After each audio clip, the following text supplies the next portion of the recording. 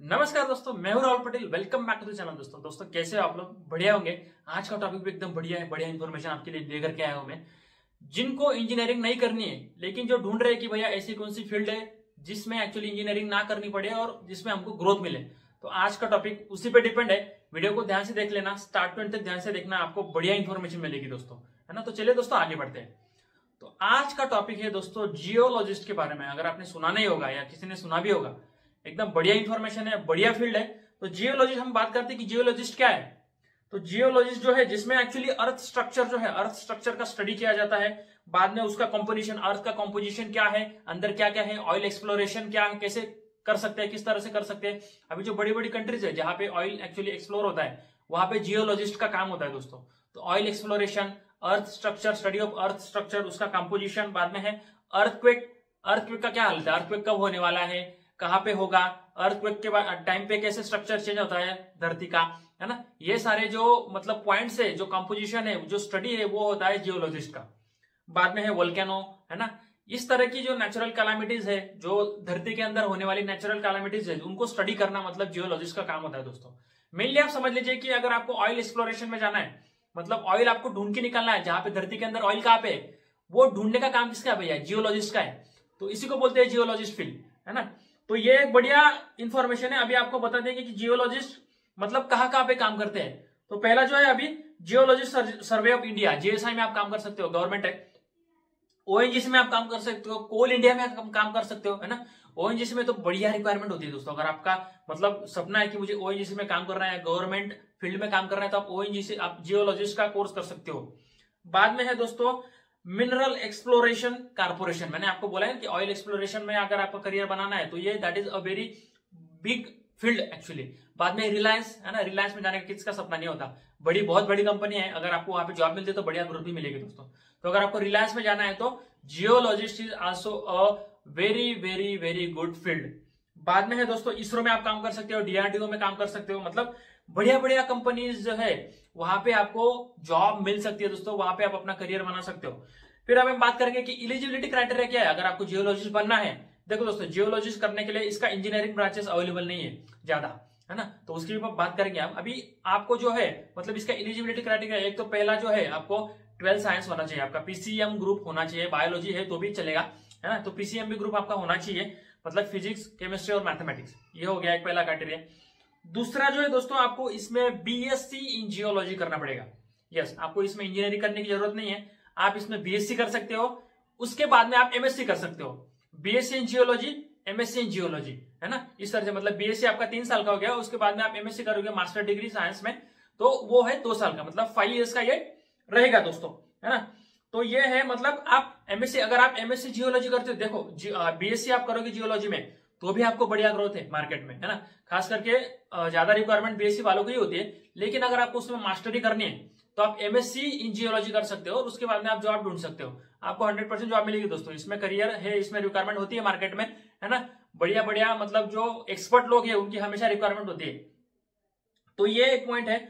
और उसके बाद में अगर आपको समझो सेंट्रल गवर्नमेंट में जॉब चाहिए, है ना, as a geologist central government में भी जॉब मिलती है, लेकिन उसके लिए आपको यूपीएससी देनी पड़ेगी दोस्तों। यस, यूपीएससी एग्जाम आपको क्रैक करनी पड़ेगी। उसके बाद में आपको मतलब प्रीलिम, मेन और इंटरव्यू, ऐसा आपको तीनों फेजेस जो क्रैक करनी पड़ेगी यूपीएससी में। उसके बाद में आपको सेंट्रल गवर्नमेंट में जॉब मिलेगी एज ए जियोलॉजिस्ट। यस, आप ऑयल एक्सप्लोर कर सकते हो, धरती का जो कंपोजिशन है वो चेक कर सकते हो, अर्थक्वेक के बारे में पता लगा सकते हो। मतलब जो भी सारी चीजें रिसर्च के बारे में, उसका रिसर्च करना है आपको, है ना। धरती का रिसर्च करना है, अर्थ एलिमेंट्स आपको ढूंढने हैं, तो इस तरह का रिसर्च जो है वो जियोलॉजिस्ट करता है दोस्तों। उसके बाद में है, अभी हम बात करेंगे दोस्तों कि इसमें सैलरी क्या होती है ना। अगर आप जियोलॉजिस्ट बनते हो तो इसमें सैलरी क्या मिलेगी आपको। तो देखो दोस्तों, इसमें सैलरी जो है एकदम बढ़िया मिलती है दोस्तों। पहला जो है फ्रेशर जो है, अगर आप फ्रेशर जियोलॉजिस्ट किया, आपने बीएससी की है, एमएससी इन जियोलॉजिस्ट की है, तो आपको 50,000 टू 80,000 रुपीज पर मंथ मिल सकता है दोस्तों एज अ फ्रेशर।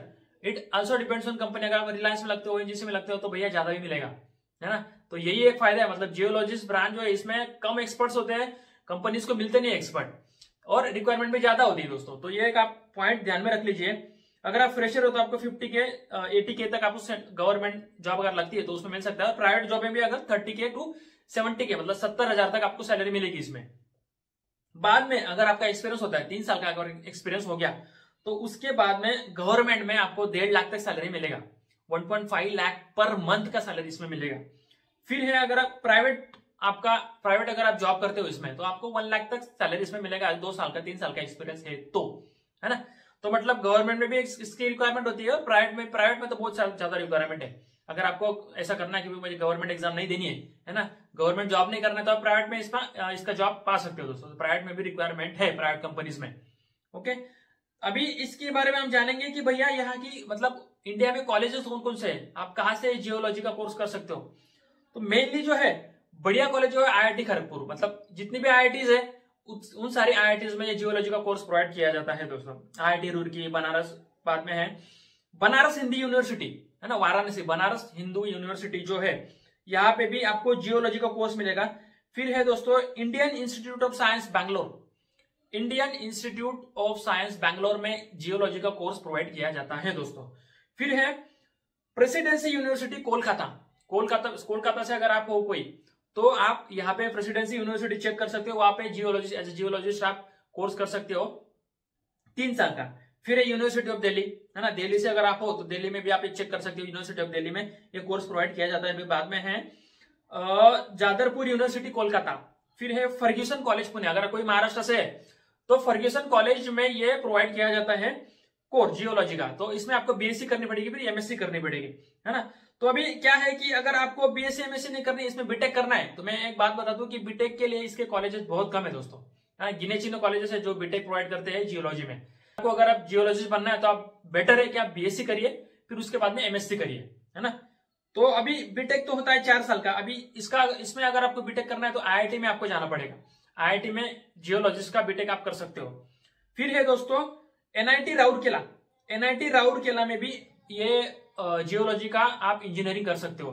फिर है दोस्तों अन्ना यूनिवर्सिटी चेन्नई, है ना, आंध्रा यूनिवर्सिटी विशाखापट्टनम, इसमें आपको जियो इंजीनियरिंग करके ब्रांच होती है। ये जो है आंध्रा यूनिवर्सिटी, इसमें जियो इंजीनियरिंग करके ब्रांच होती है, वहां पे जाकर के आप 4 साल का डिग्री इसमें कर सकते हो दोस्तों। तो बेटर है BSc करिए, MSc करिए। बाद में अभी हम बात करेंगे अगर आप महाराष्ट्र से बिलोंग करते हो समझो, तो उसमें आपको मतलब ये बीटेक इंजीनियरिंग आपको करने को नहीं मिलेगी जियोलॉजी में, उसको आपको BSc MSc करना पड़ेगा। हाँ, अगर आपको इंजीनियरिंग करनी है महाराष्ट्र से, अगर आप महाराष्ट्र में आपको इंजीनियरिंग करनी है तो आपको पहले सिविल इंजीनियरिंग करनी पड़ेगी, उसके बाद में आपको जियो टेक्निकल स्पेशलाइजेशन करना पड़ेगा दोस्तों।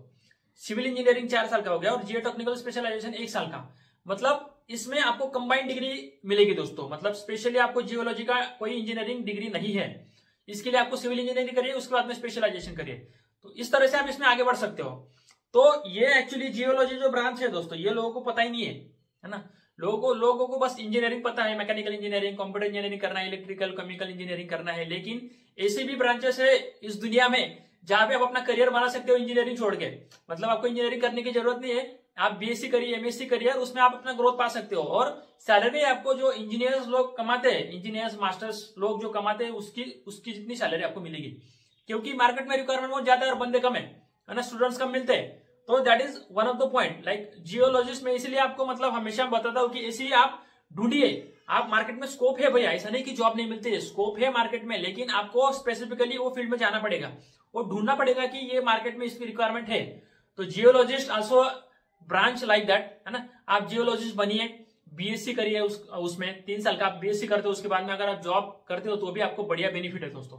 आप ऐसा कर सकते हो 3 साल का BSc करिए, जॉब करिए और उसके बाद में पार्ट टाइम में आप इसमें MSc कर सकते हो जियोलॉजी में, और मास्टर ये जियोलॉजिस्ट आप कर सकते हो। उसके बाद में तो भैया एकदम बढ़िया ही है, बढ़िया सैलरी मिलेगी। मतलब ऐसा अगर आप गवर्नमेंट में आपको एज पर अगर आपने MSc किया और गवर्नमेंट में जॉब मिलती है तो आपको भैया 2 लाख से ज्यादा ही सैलरी मिलेगी पर मंथ का बोल रहा हूं मैं, 2 लाख तो मिनिमम आपको मिलेगी 100%।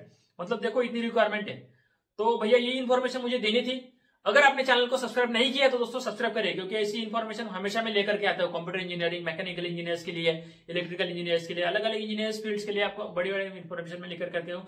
मार्केट में जो चल रहा है उसी के बारे में इन्फॉर्मेशन बताता हूँ दोस्तों। अपने चैनल की वही खासियत है कि मार्केट में एक्चुअल रिक्वायरमेंट क्या है उसी के बारे में बताता हूँ आपको। तो प्लीज वीडियो को लाइक कर दीजिए, आपको वीडियो अगर पसंद है तो वीडियो को लाइक करिए, शेयर करिए, आपकी कमेंट करिए दोस्तों। आप इंस्टाग्राम पे मुझे फॉलो कर सकते हो, मैथ में लाइक के पेज पे। आपके क्वेश्चन जो भी होंगे, आपके क्वेश्चंस मुझे वहां पे पूछिए, आपको आंसर जरूर मिलेगा दोस्तों। तो please like share and subscribe the channel. चलिए दोस्तों मिलते हैं एक बढ़िया वीडियो के साथ में, तब तक बाय बाय।